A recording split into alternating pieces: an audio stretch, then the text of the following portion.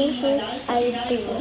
Ang naging isang miyembro ng House Prosecution Team bilang mga prosecutors, sila ang nakatalaga upang magpresenta This is mine. I will give you into I mean. apat na articles of impeachment. Ang kinakaharap ngayon ng pangalawang pinakamataas na opisyal ng bansa na paggamit ng confidential funds, panunuhol, hindi maipaliwanag na yaman at matinding pagbabanta sa buhay ng Pangulo, First Lady at dating House Speaker. Kabilang sa labing-isa si House Senior Deputy Majority Leader at Iloilo 3rd District Representative Lawrence Defensor na una na rin itinalaga ang prosecutor sa impeachment case ni Let's give it to my mom. I give it to my mom. Let's give for my dad. Kayang patunayan ang lahat ng mga aligasyon at walang implikasyon kung sino pa ang maupong liderado sa Senado.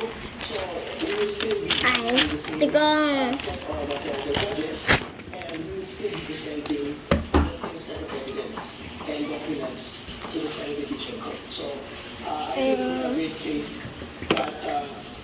Irrespective of the Senate leadership, irrespective of the Senate majority, we will still be able to convince Senate and judges to convict the Vice President. Ayon kay Legal at Defensor, sa ngayon wala pang pinala na pagkakasunduan kung alin sa articles of impeachment ang tututukan ng bawat miyembro ng prosecution team. Ngunit magkakaroon sila ng mga pagtutulong sa mga susunod na araw at binubuo na rin ang grupo ng mga volunteer private prosecutors na tutulong sa paglilitis kay Vice President Sara Duterte.